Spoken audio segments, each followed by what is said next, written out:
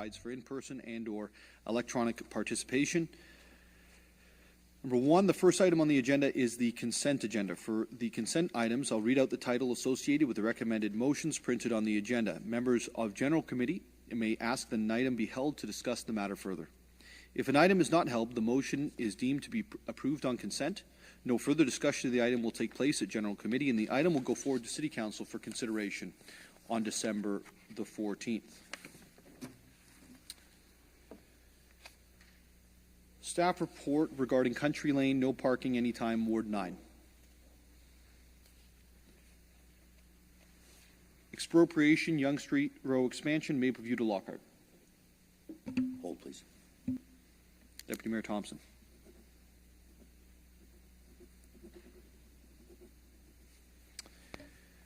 Procedural bylaw changes. Hold, please. Ooh. We're both at it. I think this means we have to have a duel to see who gets to. Hold, please. Councillor Harvey.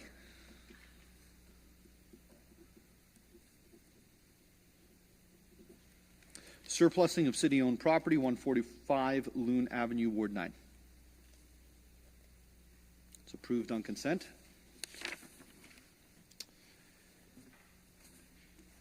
Items for discussion, 2022 community donation, Honeyfield Communities, Inc. It's approved on consent. Pending list update. It's approved on consent. Downtown Barrie Business Association, BIA Board of Directors, appointments. That is approved on consent.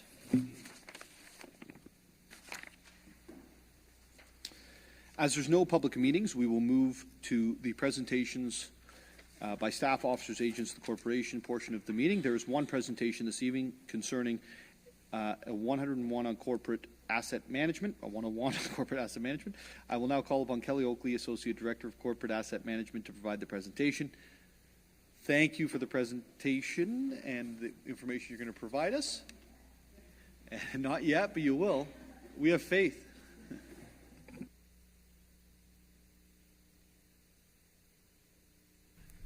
Got it. Is it on? Okay, thank you. Good evening, members of General Committee. Thank you for the opportunity to make this presentation this evening. I appreciate the opportunity to talk about my department, Corporate Asset Management, most commonly known as CAM. Tonight we're going to talk about, I got to figure it. Tonight we're going to talk a little bit about the structure of my team, a little bit about what asset management is and why we do it, some of the more specific applications of asset management like infrastructure renewal planning, planning for growth, and planning for fleets. So let's get started. We are a small but mighty team. We have 17 full-time staff in CAM. We have no duplicate positions, so that means everybody on my team has their own unique job. We work on a broad range of things, from strategic asset management planning for the whole corporation to really specific program implementation around infrastructure and fleet. Looking to the future and using data to inform our decisions is at the heart of what we do. Through their daily work, staff and CAM are working on your new strategic goal of update and improve infrastructure. So, what is asset management and why do we do it? Well, asset management plans can tell council basic information like what we own, what condition it's in, what it's worth. We can also do more sophisticated analysis around risks, how much we should be investing versus how much we actually are.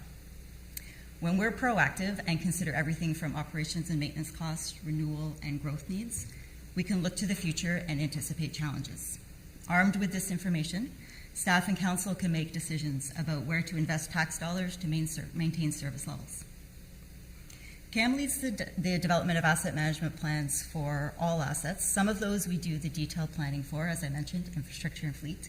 And other times we work with departments across the corporation to do asset management plans for the assets that they manage. As a city, we do asset management planning because it's a really good idea. It's a common sense approach. But there is also provincial regulation, OREG 588, that requires us to do certain types of asset management planning by certain milestones. So far, we've been compliant and have met all of the milestones laid out for us. We have a strategic asset management policy, We have asset management plans for what the province defines as core infrastructure, so water, wastewater, transportation, and stormwater assets. And we're currently working on our asset management plans for facilities, recreation, and fleet assets. You've probably heard about the infrastructure gap. Simply put, the infrastructure gap is the difference between what we need to invest and what we actually invest. The city provides many services. Some are visible, roads and rec centers. Some are tucked away, you don't see them, like wastewater treatment and water mains. And some, hopefully, you'll never need to use in your lifetime, like calling the fire department. But all of those services rely on assets. And if we don't invest enough to support those assets, our residents will feel that impact as a service reduction. So, at a high level, these are the concepts that guide our asset management work at the city. And I mentioned in CAM, we have folks that are working specifically on infrastructure, so we'll spend a bit of time on that. Owning over $4 billion worth of core infrastructure comes with a lot of responsibility. And one of the key things that CAM does is plan for the renewal of that infrastructure. That work starts with developing the standards to which our infrastructure is designed and built. And then we start collecting data. So we manage condition assessments of our road and sewer networks. We hire structural engineers to inspect our bridges every 2 years. We hire a contractor to put CCTV cameras in our sewers so we can tell what condition they're in. Excuse me. We work with all of this data daily. We also grab information from our operations teams, like where they've done reactive repairs on water mains and where they have potholes. And we gather all of this information and we use GIS and we layer it all up and we can look at a map and we can see where the infrastructure needs exist throughout the city. When you look at it on a map, you can see where there are right-of-ways that need to be fully replaced. Everything is in poor condition. You can also see other areas where you maybe just need to line a water main or just put a new surface on the road. So once we've got all this information, we prioritize the most critical needs, and that's what makes it into the capital plan.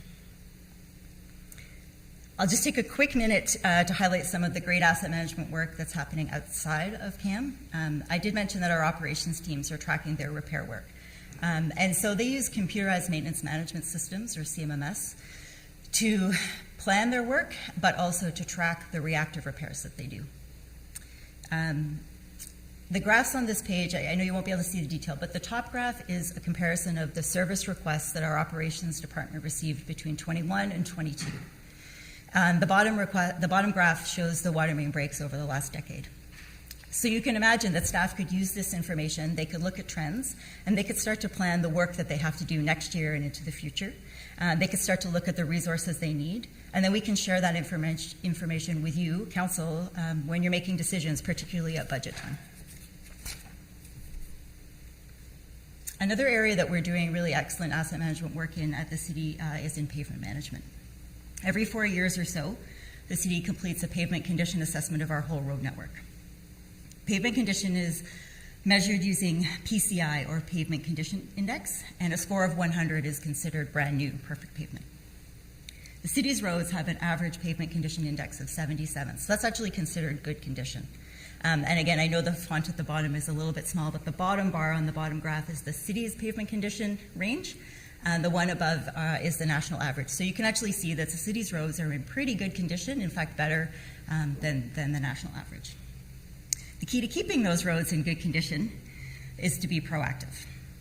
The city's road resurfacing program does just that by targeting roads that are just beginning to show signs of deterioration and replacing the asphalt surface with a new layer that stops the water from getting it in into the layers below and stops further deterioration from occurring. We know that for every dollar we invest proactively, we can defer more costly reconstruction.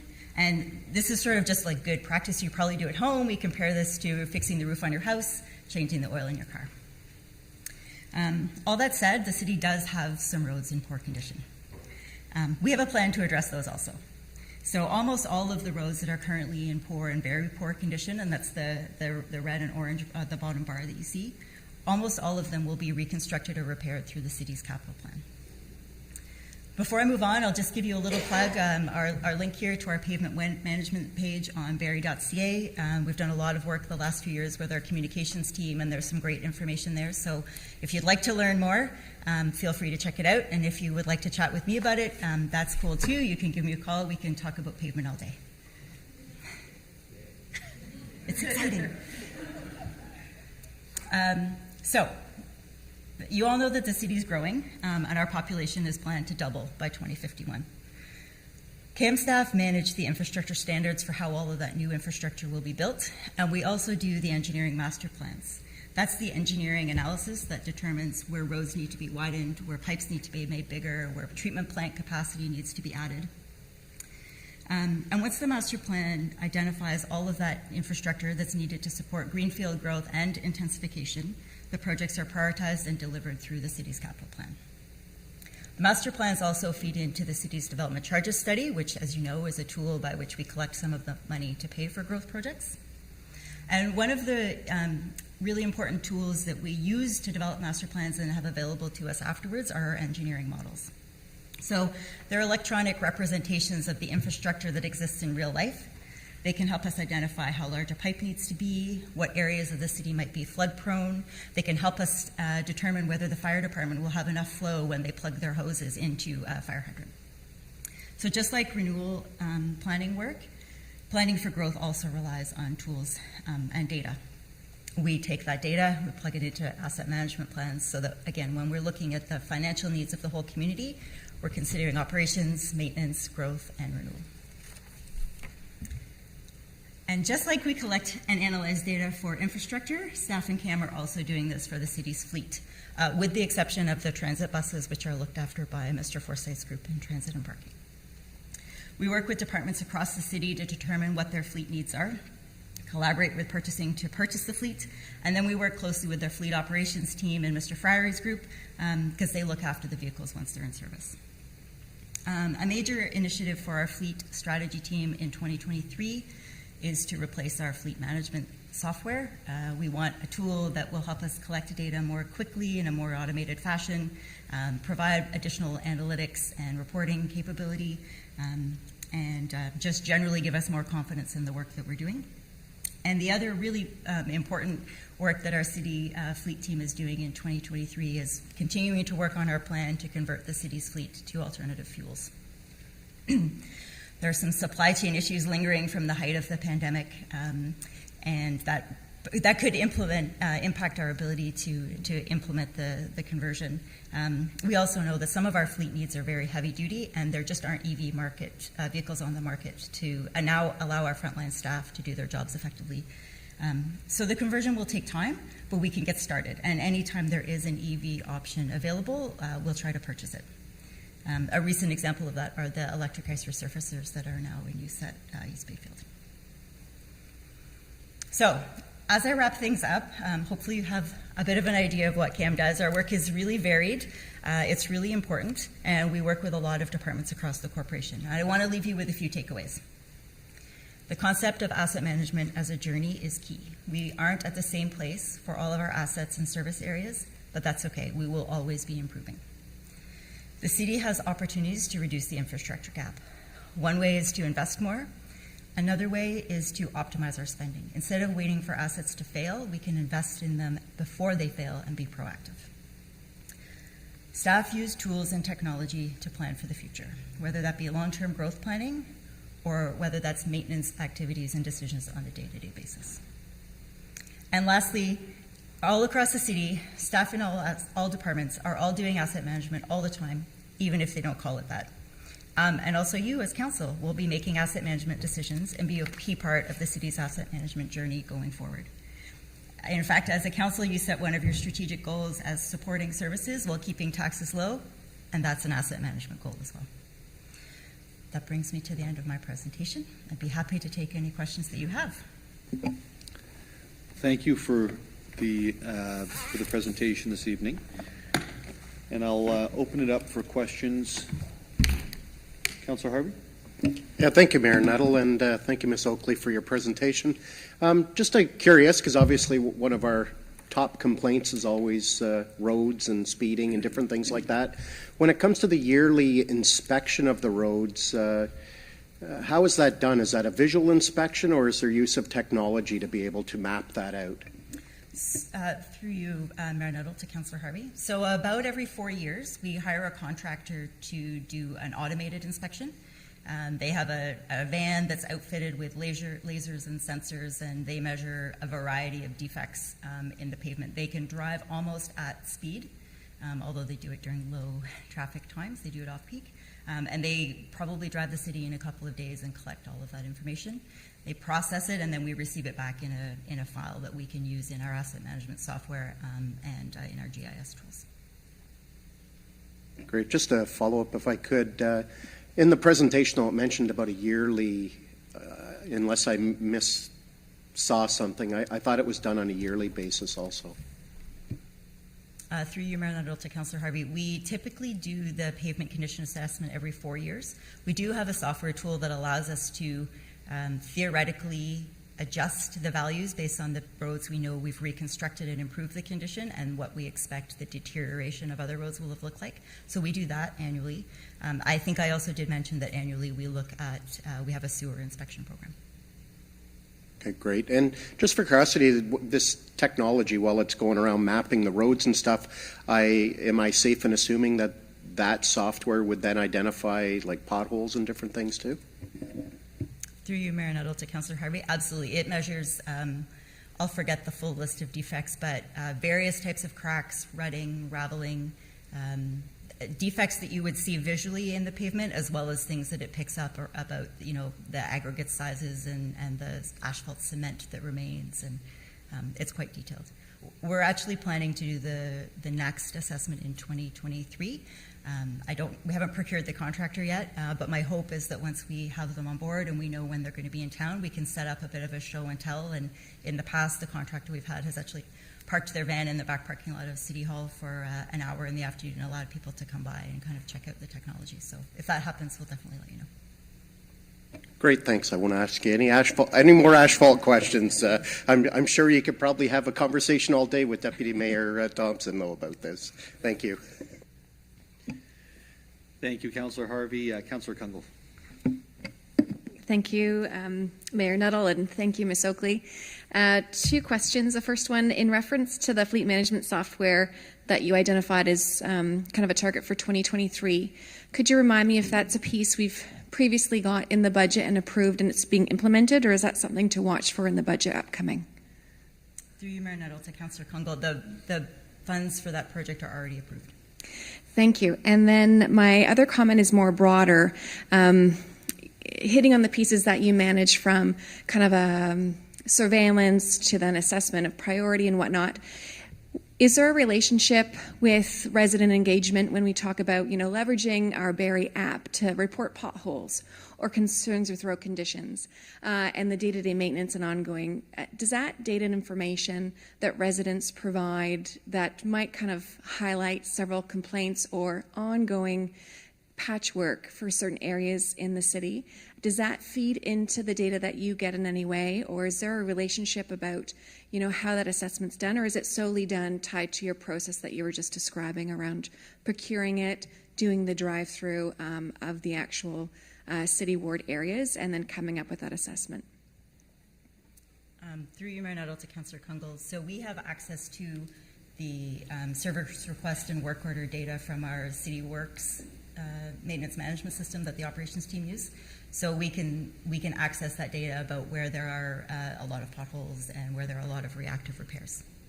Thank you. And then finally, I'll frame it as a question, if need be, but really it's a compliment around a resource that I would love to see continued to be used. And so I believe it was last year you conducted a public-facing video for residents about what is asset management. And I thought it was very effective about an understanding around just the city's responsibility, what that means from our investment. And I think it was helpful for residents to think a bit about what we do around maintenance and repair and where that comes at a taxpayer support to some degree.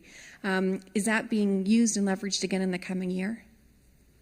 Through you, Mayor Nuttall, to Councillor Kungl, the video is still up on the website, and I can certainly work with our communications team to see if they want to do some social media posts or something like that. Thank you. Or if there's a timing, even in the spring when we're coming out of the thaw, and usually at least when I'm getting more complaints about potholes and other things tied to the impacts of winter, that might be a good timing if it makes sense. But I would love to see that kind of brought back into some of our social if possible. I thought it was a great benefit. Thank you, Councillor Kungle. And Deputy Mayor Thompson. Thank you, Mayor Nuttall. Through you to Ms. Oakley. Thanks for the presentation. So, one question. Very poor 4% of our roads, poor 9%, so 13 that really need to be looked at. Do you find they're all in concentrated areas? And the follow-up question would be, how fast do you think the investment we're making will get to some of these areas? Like, if I ask council, every one of them has the worst roads, and they'll try to bump it up, so I would like to hear it come from you. Through you, Mayor Nuttall, to Deputy Mayor Thompson. The map actually that I have on my wall that's color-coded by pavement condition does show that there are a variety of road conditions in all wards, but they are typically concentrated in some of the older areas. And in terms of how quickly we will get to them, not all 12 or 13% are included in the city's capital plan, but a large number of them are. A follow-up. So very poor and poor would consist of a recon, where base and not a shave and pave? Through you, Mayor Nuttall, to Deputy Mayor Ward. Excuse me, to Deputy Mayor Thompson.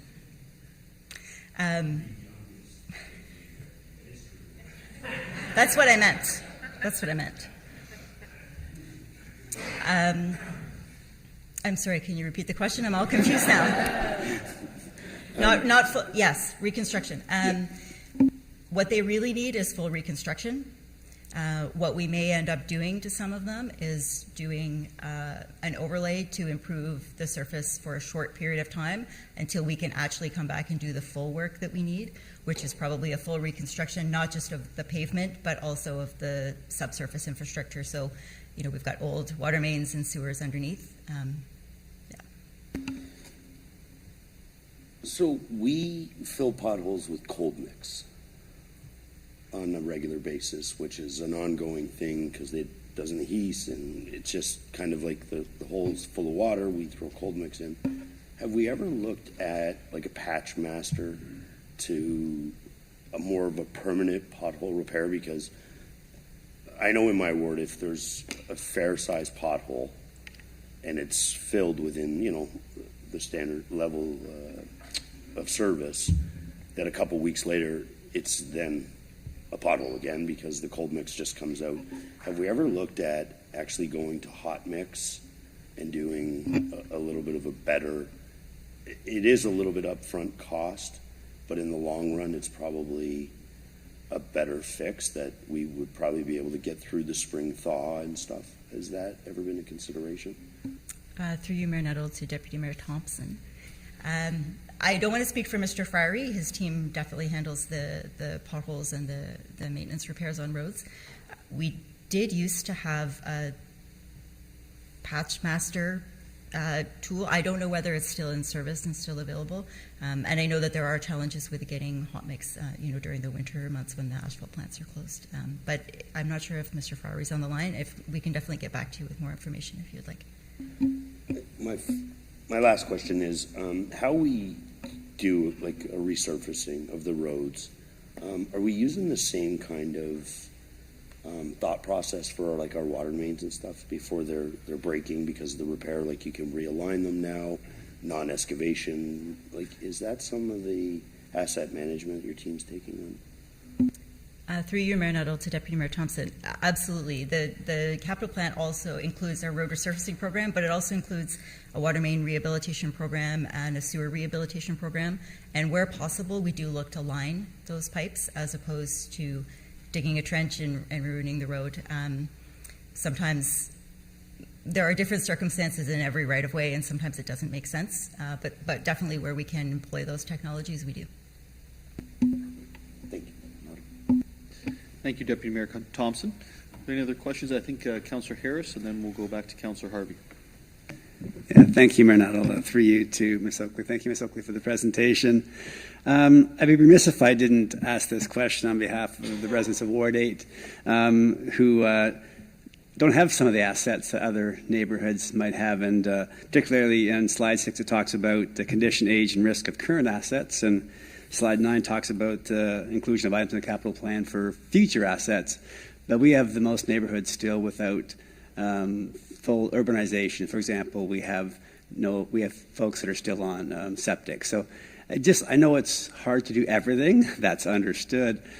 How does the neighborhoods who don't have that full level of service factor in when you look at the capital plan and try to prioritize the many, many competing interests as far as infrastructure needs? Excuse me, through you, Mayor Nuttall, to Councillor Harris. That's a great question. And so we've actually done quite a bit of work to try to identify the age of a lot of the septic systems throughout the city. And so we really try to, our goal would be to provide servicing at the optimal time before too many residents need to replace their septic systems. That's not always the case, but that would certainly be our goal. And then the challenge, as you alluded to, is that while we're installing a sanitary sewer, we typically have to reconstruct the entire right-of-way, and that includes the road and sometimes the addition of sidewalks and streetlights and all of those things. So it does become costly to do that type of work. We do consider the risks associated with the other infrastructure that's in the right-of-way, and we try to fit them in. A number of the locations that don't have the sanitary servicing are actually in our capital plan. They're towards the end of the capital plan, but we have identified them, and we have an approach to sort of try to get to them when we can.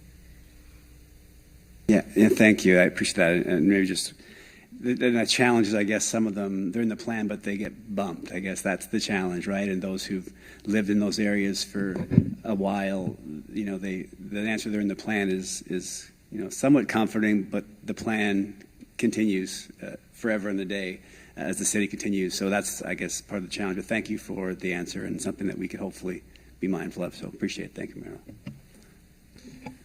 Thank you, Councillor Harris. Councillor Harvey.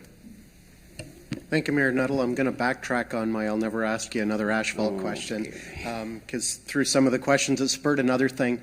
I know typically the process right now is you grind it, it gets hauled away by trucks, and then fresh new pavements put down.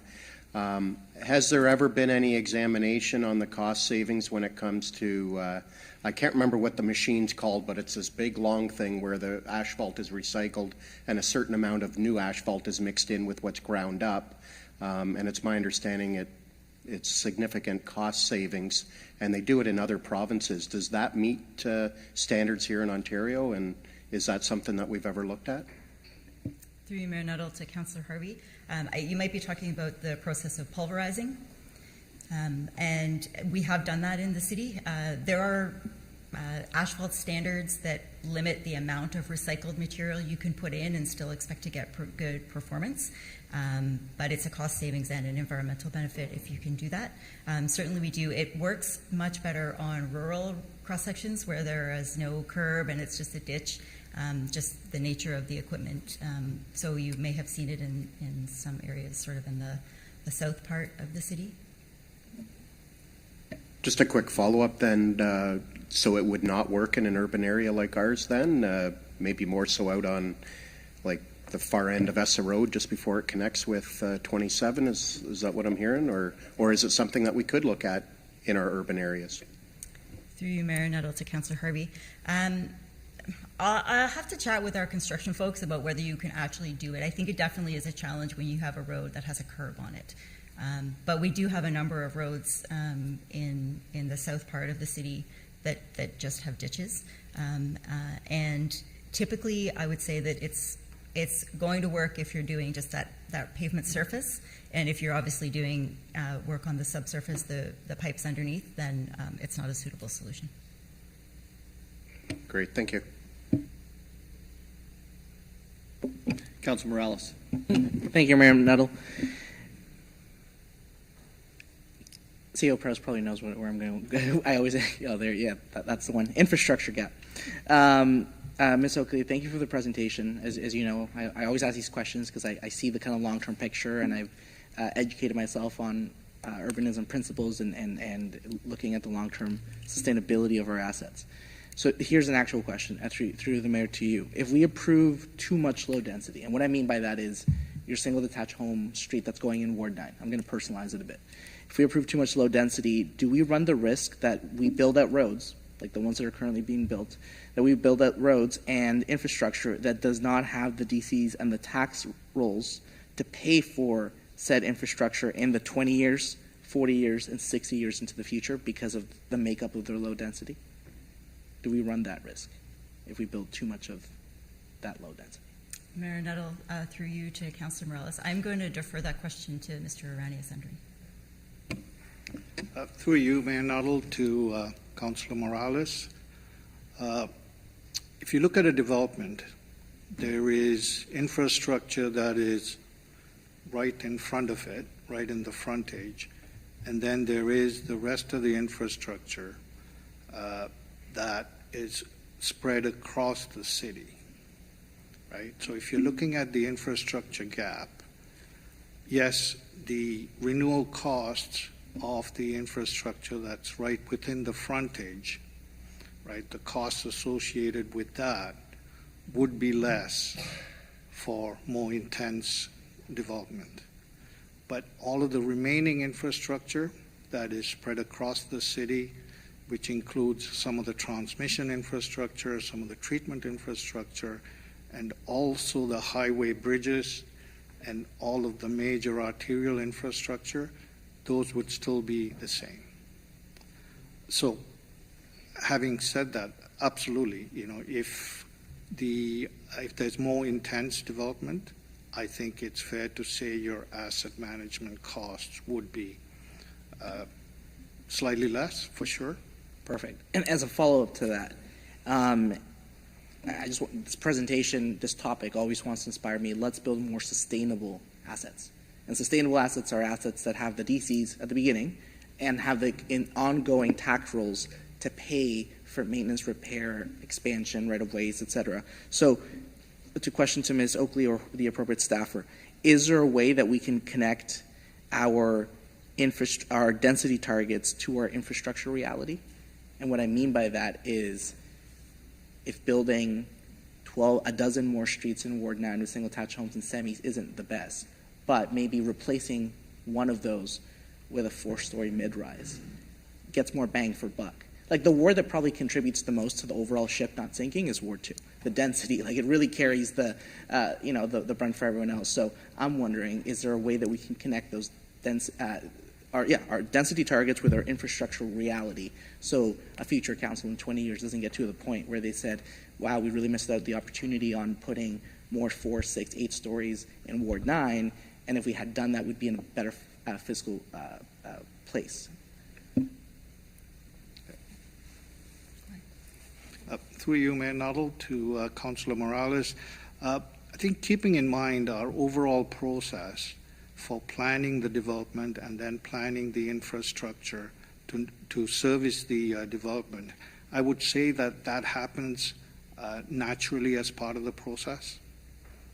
When planning, when Ms. Banfield's team comes up with the official plan and the associated development designations, I think all those factors are taken into account, and even the whole purpose of intensification takes that into account. Okay, thank you for your time. Okay. Are there any other questions? I just have a couple, and I put some feelers out earlier in the day. With regards to the infrastructure gap, and this wasn't a feeler put out earlier in the day, with regards to the infrastructure gap, when we see the cost of construction going up so quickly, have we done any calculations on what the infrastructure gap was last year versus this year, just based on an increase in the construction costs? Thank you for the question, Mayor Nuttall. The gap, when we calculate it, is really a snapshot in time. And we're working on improving our tools and our processes so we can update it more regularly in the future. We haven't specifically looked at that factor. And how often do we update it currently? Before we talk about big data, how often do we update it? Thank you for the question. We update it currently when we update our asset management plans. Okay. And they're required to be updated on a 5-year cycle, but our plan, again, is to update it annually. Okay, thank you. I think that, as we're looking at this conversation, or this presentation, I should say, there's a lot that you've brought to the table, but there's also a real cost. Right now, this is kind of the presentation saying the idea that what's missing versus what could possibly, versus what we're actually putting aside to pay for this. And if at some point, maybe through the budget process, if we could try to get an update on what that actually looks like in terms of dollars per year, it'd be something that I think would be helpful for council to understand. Certainly be helpful for me to understand. I don't know about the rest of council, but for me it would be helpful. The other question I had was, there were some key roads, and I don't want to leave any roads out. In fact, when I was on council last time, I remember every year it was a going joke. Gun Street, which I now live on, and now I get to live through the construction that didn't happen 15 years ago, was going to be completed. And it was the worst road in the city, and we talked about it around the table. I remember Mayor Lehman saying, Gun Street, Gun Street, Gun Street. And, there are those streets in the city, and Gun is not a main road, so I can understand why it got pushed back and back and back, and it makes sense. But we've, Wellington, Grove, Duckworth, parts been completed, parts left unfinished. Bayview, Little, and I think it's a little unfair for me to be using exact, examples, because we can always find the low points. But are those the roads that you would consider being in that 13% of poor or very poor, or is there things that we're not seeing that are going into those ratings? Mayor, some of the roads on that list that was sent earlier are absolutely roads that are included in that 13%. There are some sections of some of those roads that are in much better condition. Obviously, it varies as you travel through. But no, I think the roads that you imagine in your wards that are in very poor are those ones. I don't think that we would disagree on what those are. Thank you. Councillor Hamilton. Sorry, just one last question. So that 13% now of poor and really poor, or very poor, whatever the term was, is there a target we have to keep those at? Like, is it 5%, 8%, 13%, or is it just is what it is and we fix them when we can fix them, or is there actually a target that we're aiming for to keep it under a certain percent? Through you, Mayor Nuttall, to Councillor Hamilton, we don't specifically have a target for the percentage of roads that we'd like to keep above that threshold that makes them poor or very poor, but we do have a key performance indicator in our performance plan for the city's average pavement condition to be 77, which it currently is, so to maintain that for the whole network, which of course includes some that are brand new pavement, which offsets some of the ones that are poor. I think 0 is the target. Just wondering, yeah. Thank you so much for the presentation this evening and for bringing that information to council. And I know I found it very informative. So thank you so much for bringing that to us this evening.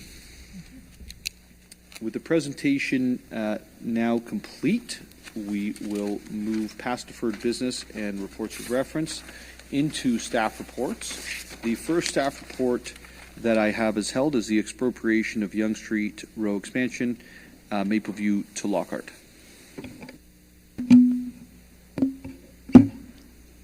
Thank you, Mayor Nuttall. I'll put the motion on the floor as printed. And I held this item because Mayor Nuttall has a question. Thank you so much, Deputy Mayor Thompson. My question is with regards to paragraph 10 in the staff report, and I'll just read it out. Through evaluation of impacts to the physical natural, social, economic, and cultural environments, as well as comments and responses received from the public consultation, the preferred design alternative selected for Yonge Street from Mapleview Drive East to Prince William Way included 4 through lanes, a 2-way left turn lane, or raised concrete separator median barrier within a varying right-of-way with a multi-use pathway on the west side and concrete sidewalk on the east side. My question I guess I'll start with CAO Prowse here, is with regards to Prince William Way, is that going down Lockhart over to Prince William Way, or is Prince William Way going to be coming right up through to Yonge Street?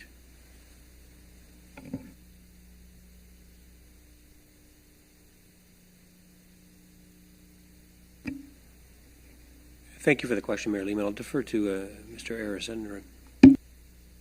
Thank you, Mayor Nuttall, for the question. The reference to Prince William Way is actually a mistake in the report. It should read Mapleview Drive East to Lockhart Road. So, apologies for the mistake. Well, that's okay. Then I will say this then. Once we have the committees in place, Council, there are some conversations I think we have to have around the designs of some of these arterial roads. As the arterial road I wanted to talk about is no longer on the agenda for this evening, I will leave that and see if there's any other questions or concerns regarding the exciting expropriation on Yonge Street. Councilor Morales. Thank you, Mayor Nuttall.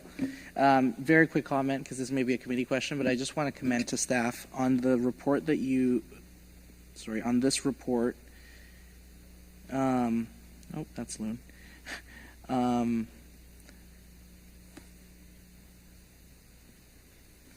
Appendix B of this report, I really want to commend staff. The proposed, I know this is conceptual, but the multi-use pathway that you guys are proposing on Appendix B for the Yonge Street cross-section, usually when you go to doors, you hear complaints about infrastructure. I want a sidewalk. I don't want a sidewalk.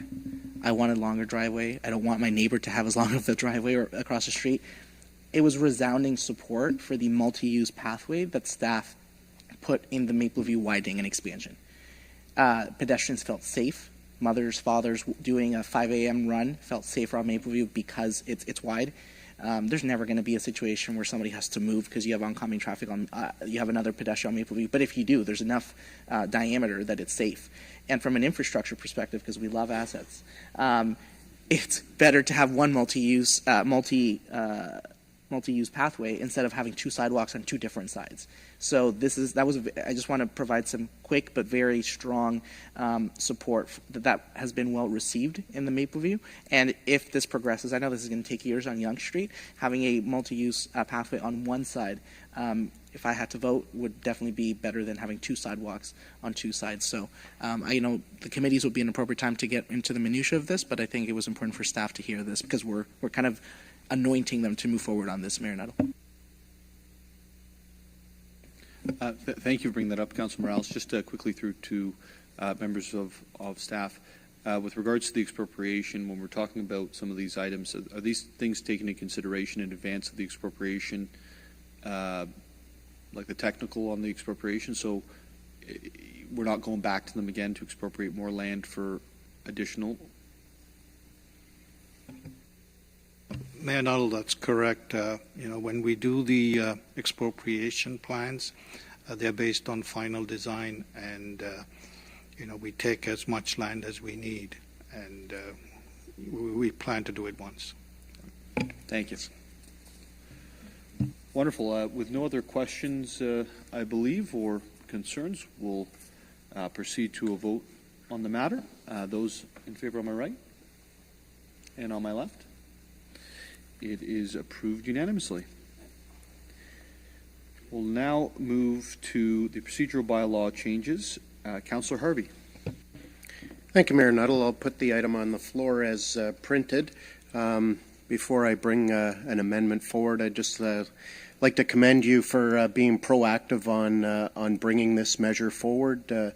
As I can see by reading the staff report, this was initiated by some conversation with yourself and the clerk. Obviously, keeping our in-camera meetings the way they should be, confidential and as secure as possible, is paramount, especially as our world is constantly changing. So is our technology, and nowadays it would be so easy to have a meeting that you believe is totally secure, not being as secure as you believe, and that's why I really do support you in moving forward with this change in our bylaws when it comes to the no cell phones. But then in looking at it, like I had mentioned, technology's changed, and it's ever changing. And it's not just cell phones, because when you start looking at the other devices that we have, whether it's our iPads, potentially people have Apple Watches on.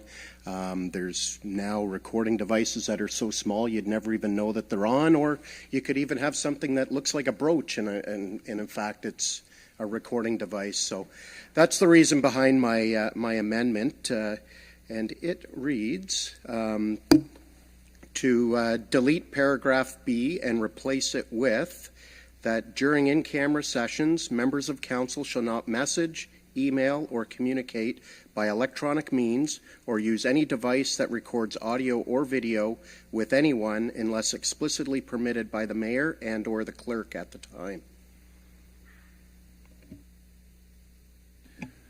Thank you, Councillor Harvey, for the amendment. Would you like to speak to it any further? Or? Sure. Again, it just really comes down to ensuring that our in-camera meetings are as secure as possible, especially when it comes to the use of technology.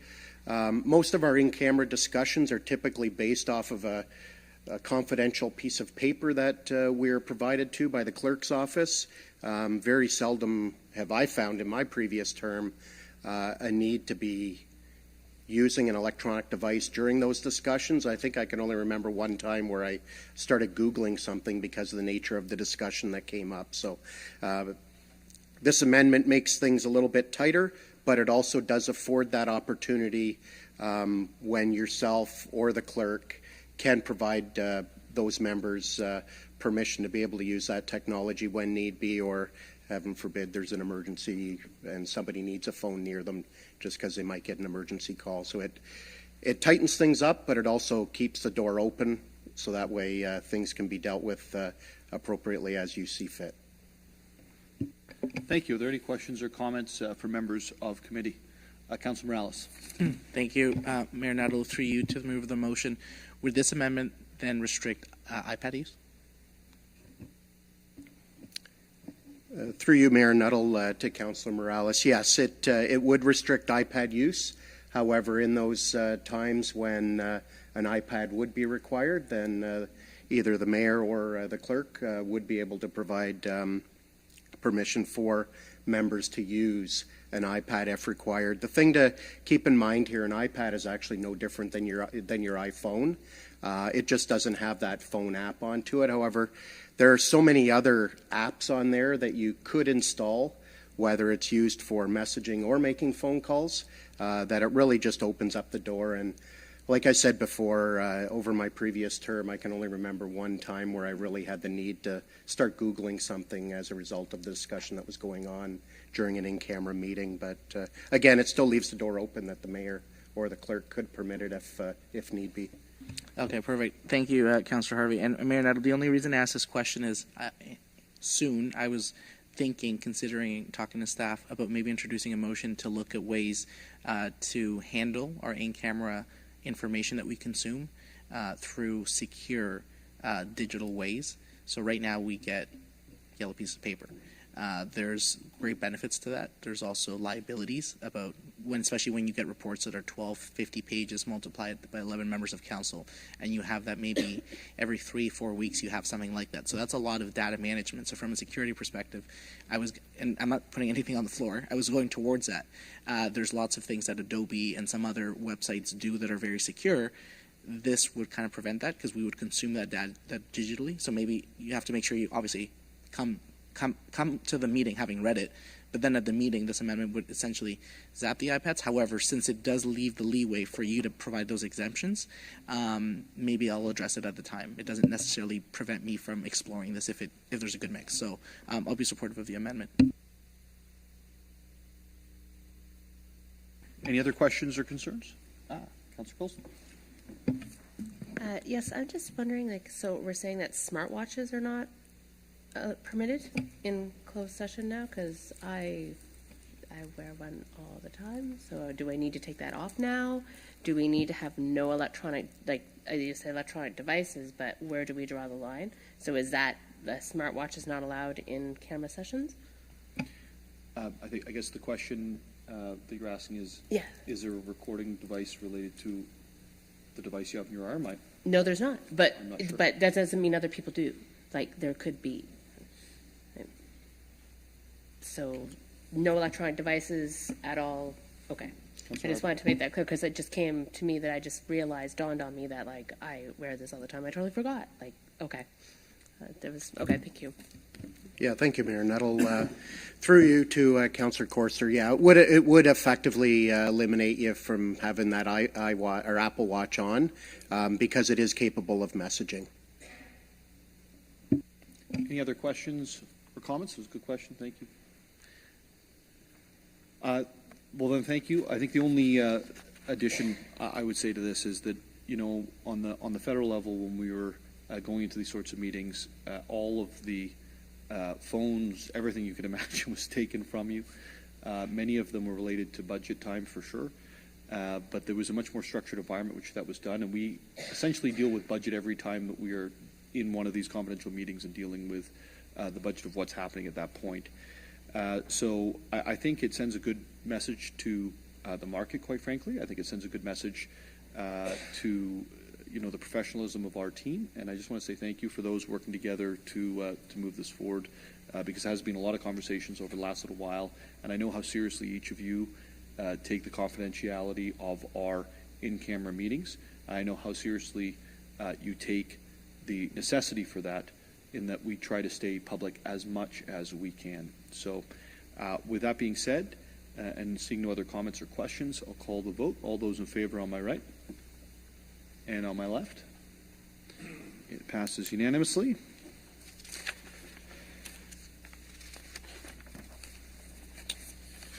So with that, we are now to inquiries. We are at the main motion as amended. All those in favor on my right? Oh, sorry. Mayor Nuttall, there's a Councillor question. Morales? There's a question, Councillor Hamilton. Councillor Hamilton. Sorry, can I ask a question?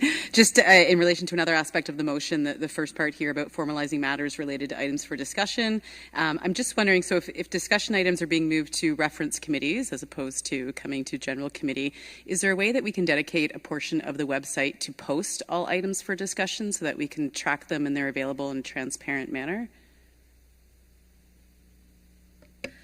Through you, Mayor Nuttall, to Councillor Hamilton.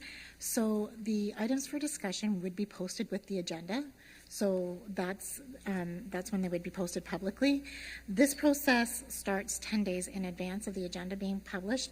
There was some concerns last term with some items being brought forward without members of council being able to ask questions of staff prior to them being put on the agenda. So it allows us in my office to work with staff and other departments to ensure that the wording is appropriate for the agenda and it encompasses exactly what a member of council may be looking for.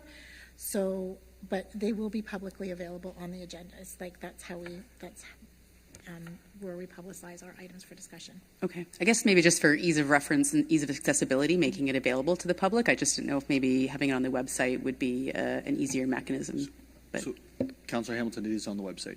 So what it happens is, but just yes. on the agendas, right? There's not like an inventory of discussion items captured in that way. You have to go to each agenda item and look at each discussion item that's been raised within each reference committee. Well, it actually would be on the agenda for the meeting of the reference committee. Then it would be on the agenda for the meeting of the general committee. Then it would be on the agenda of the meeting of the city council committee. And it would be on the agenda if there was a separate bylaw time as well. Okay. So at some point, all of them will be funneled into one agenda. To I'm just saying. Committee, yeah. Okay, a general committee. Okay. Okay. Councillor Morales. Very quick question through Mayor Nuttall to the clerk. One of the things that I've noticed Toronto has done really well is when they have, I believe, council meetings, specifically council meetings, they have a timer digitally. So if there's a speaker in person, if there's a speaker coming in through Zoom, because we're making deputations more accessible, the timer is there. So whatever time is 5 minutes, and then the chair of the time says your time starts now, and then there's no disputes. Keeping meetings going. Also, establishing, because we're always impartial, but establishing the fact that no, this deputy didn't get 10 more seconds, and the previous deputy didn't get 10 less seconds. Do we need an amendment to these procedural proposed changes, Ms. Cook, or could a timer be incorporated in a similar fashion as the City of Toronto? Through you, Mayor Nuttall, to Councillor Morales. No, an amendment's not required to the report. We can work with IT on instituting some electronic mechanism for a timer. Just noting that the 5-minute deputation timeline only applies to those deputations at council and or a reference committee. Perfect. Sounds good. Any other questions or comments? Just to follow up with the agenda and tracking the documents. To be clear, those documents will be linked and updated across all platforms, all different the agendas and everything else at the same time. So there will be no 2, 3, 4 different versions of one document. They'll all be put together as a whole, I'm assuming. Yes. Okay. Thank you. Ms. James Reid. Thank you, Mayor Nuttall. Through you to Councillor Corser. I'm wondering if there's a little bit of confusion on the different lists that you're talking about. So if you're talking about the pending list, that is not something that's on our website, but anything that has come forward in a proposal in terms of coming to a reference committee, going to general committee, going to council, is on our website through Legistar. And I do understand that it is sometimes a little bit cumbersome, that platform, but when you go through there, you can sort by the date and the committee, but there isn't a consolidated list that says here's all of the items that council's dealt with that we make publicly available. I do understand that. I was but concerned was that all documents were updated, as they were talking about, as a process through the different committees and different groups, that the documents always updated as it is all linked together. That was so. Yes, I do understand that. That is it. Thank you. May I ask, Councillor Corser, if you're asking if they're all updated to one place where it's easily accessible? You still have to search, you still have to look, to Ms. James Reid's point, but it's all in one place that you can go and search whether it's an advisory committee, a reference committee, or general committee or city council. Is that the question? Yes. That the documents are actually, as they follow through, they're constantly, like I said, that there wasn't multiple different variations of a document that would be, they were actually updated as once, yes. Right. Deputy Mayor Thompson. Oh. No, Deputy Mayor Thompson. Thank you, Mayor Nuttall. Maybe to a comment Ms. Reid just made, and maybe to the clerk. I had a really good conversation with Councillor Hamilton in regards to this, and I think there was a misunderstanding in the response. This all come from the pending list, as it being a working internal document that's being addressed, and we had probably spoke about this 4 or 5 days ago. I think the question is, could there be a drop-down box on the website of all items for discussion? So tonight's items would be on a drop-down box. They were on this date, and basically the pending list would be now public on an ongoing basis, as the public could see that their councillor did what they said. They moved a motion on this date, and the response isn't at this stage, or they would be able to see it's still pending and it's there. Is that something possible, or is that? So it sounds like that you might have struck a chord there. Ms. James Reid or Wendy? Through you, Mayor Nuttall, to, I guess it would be Deputy Mayor Thompson. I almost said Ward, sorry. Staff, we could work on a list and having a drop-down list on the website. I would suggest that we don't put items for discussion on the list until after council approves them, because otherwise we will have multiple documents to remember to update. So I think we would just put the final item as it's approved by council. We could identify if it's still pending or not, but we wouldn't have the detail on the website that's in the staff working documents. We could put some minor details on it, but I would not. The staff working document is a staff working document, and we don't generally release those publicly. Thank you, Madam Clerk. Ms. James Reid. Thank you, Mayor Nuttall. I was just going to add that one thing to note that, I mean, we can do anything on the website, but one thing to note is that the pending list, as we are discussing it, is not just items for discussion, right? The pending list is any motion that council passes that directs staff to do something. So if you wanted, I think we just maybe need a little bit of direction. If you want just the items for discussion that you want on the list, or any direction that you pass as a council that is coming back to staff, if you want that in a consolidated list. Deputy Mayor Thompson. Through you, Mayor Nuttall. I think the item for discussion, as has already been stated, we have agendas, they're all printed, and I think all motions of council are there, readily available.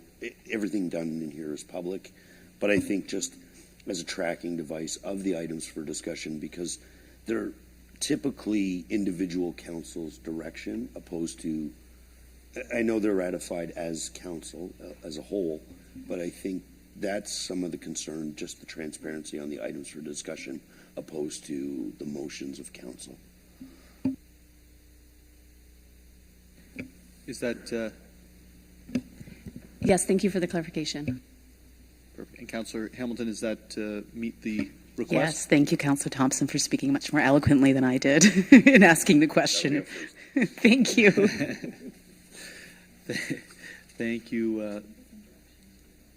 So you'd like an amendment? Wonderful. Deputy Mayor Thompson, could you prepare an amendment? Thank you, Mayor Nuttall.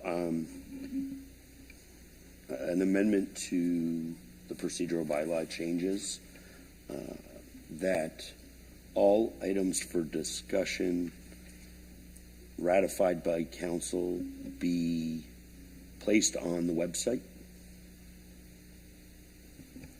And that would be paragraph C, I believe. Madam Clerk. I think Councillor Morales has a friendly. I have a friendly look. Through you, Mayor Nuttall, it wasn't friendly. I was just hoping on helping you wordsmith if you wanted thing. I just that all items for discussions brought by members of council to reference committees be posted, because that would delineate the ones that are just the business of council versus the ones brought by councillors. Maybe Ms. James Reid can. I believe it's got to be ratified. Yeah, so ratified, brought forward by members of council and ratified. Yeah. I'll stand corrected from the clerk, but only items for discussion can come forward by a member of council, not from staff. Through you, Mayor Nuttall, yes, only items are from I can't talk. Items for discussion can be brought forward by a member of council. Staff would make any recommendation as part of a staff report. Ms. Cook, were you able to capture in that word salad Yes. what we're looking to do? Yes, Deputy Mayor Thompson, I did. That's my amendment, section C. What the clerk said. Yep. Madam Clerk, could you actually just read that out to us, please? I want to know what I'm voting on before we vote. Okay.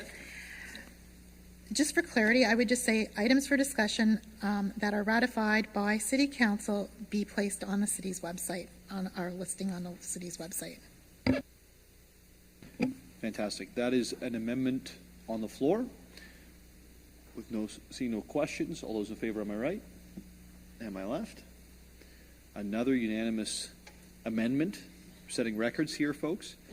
And we'll now move to the main motion. Any other questions or concerns on the main motion? Seeing none, those in favor on my right and on my left, it passes unanimously.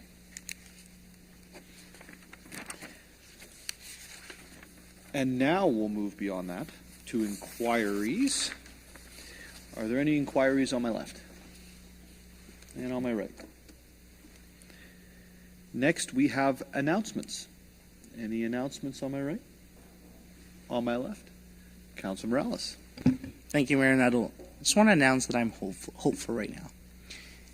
I don't think you're going to cut me off on this one. I'm hopeful the way this meeting went. It is 8:06, and we did amendments. We listened to each other. There was more questions than statements. The mayor's getting into appendixes of future right-of-ways. Like, that's good. Like, we are curious. We're hungry. And this is weird being the most senior. Remember, like, I have not seen this in a while. And I'm hopeful, Mayor Nuttall. I don't want to jinx it. I'm just reaffirming positivity where we're transferring the floor to help wordsmith something. You know, we're having members of council ask each other. And if this is how it's going to be in the next 4 years, I could not think of a better place to be. So that's my announcement, I guess. Thank you, Councilor Morales. Councilor Negussi. Thank you, Mayor Nuttall. Just a short message to announce that Barrie chapter of Amnesty International is holding annual flag raising ceremony in front of City Hall this Friday, December 9 at 10 a.m. Commemorate International Human Rights Day. The flag raising will be followed by a letter signing in the Rotunda. Each year, Amnesty International highlights 10 cases and invites all Canadians to write letter or to sign letters written by others. All are welcome to attend. Students from Cordington School as well as general public will be in the attendance. That's all. Thank you. Thank you, Councilor Negussi. Deputy Mayor Thompson? You don't have any. I'm just reading my notes. It tells me to ask you, so I asked you. No announcements. I'll now move on to my own announcements. It's budget time. Taxpayers looking to share what is important can use the Budget Allocator tool, an online tool allowing residents to learn more about the services included in the city's budget and provide feedback on how to spend tax dollars ahead of the 2023 budget deliberations. For more information, please visit buildingbarrie.ca/budget. Recently, it was announced the Canadian Tire Dealers Association are funding the development of the largest Jumpstart inclusive playground to date in partnership with Canadian Tire Jumpstart Charities and the City of Barrie. The inclusive play space will be named the Muriel and AJ Beals Family Playground located in Painswick Park and is expected to be complete by summer 2023. For more information, please visit jumpstart.canadiantire.ca. The city invites holiday shoppers to support local downtown Barrie businesses during the month of December by enjoying 2-hour free on-street parking. For more information, please visit barrie.ca/parking. On-street overnight parking restrictions are now in effect until March 31st, 2023. No on-street parking is permitted in the downtown business improvement area between 3 and 6 a.m. and on-city streets between 12:01 and 7 a.m. Restrictions also apply to hybrid parking lots and waterfront parking areas from 12:01 to 5 a.m. For more information, please visit barrie.ca/parking. With no more announcements, we'll move to the circulation list. Councilor Negussi. Thank you, Mayor Nuttall. I would like to speak to Memorandum A2 concerning the installation of three-way stop at the intersection of Crawford Street and Patterson Place. This memo notes that a stop sign is not warranted at this location. I understand that the area residents are concerned about traffic speed and safety at this intersection. General Committee approved council strategy priorities for this term of council. These priorities including commitment to improve street safety. So I will work with the staff and council to find alternative improvement safety at this location. So at this time, I support the the information provided by staff at this matter. Thank you. Thank you, Councilor Negussi, and certainly love to see us working together within our strategic plan and moving something more comprehensive around the city. So thank you for bringing that to our attention. Deputy Mayor Thompson. Thank you, Mayor Nuttall. Of the December 7th circulation list, C3, that the correspondence from Kathy Kovach and Barb Mackey, co-chairs of the Allendale Neighborhood Association, regarding the Allendale Neighborhood Association concerning Bill 23 for December 7th, 2022 circulation list, be referred to the committee or appropriate reference committee once established for consideration and discussion. As that is a referral motion, I believe that we need to actually approve that. So those in favor on my right? Now on my left? Approved. Are there any other items in the circulation list? Councillor Kungle. I have one. It's from a previous circulation list. I believe the November the 30th. Okay. And I wanted to highlight the one identified as A2.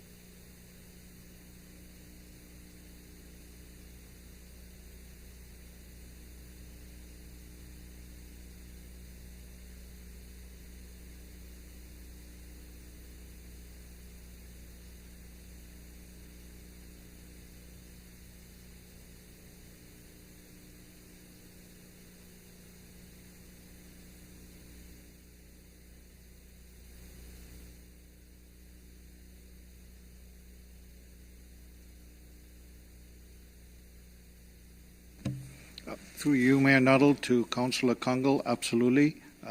Public can continue to provide input, and we will receive it and we will consider it. Thank you. Thank you. Are there any other items on the circulation list? Seeing none, it appears the business for the evening is complete, and we will now adjourn. Thank you, everybody, for the good work tonight.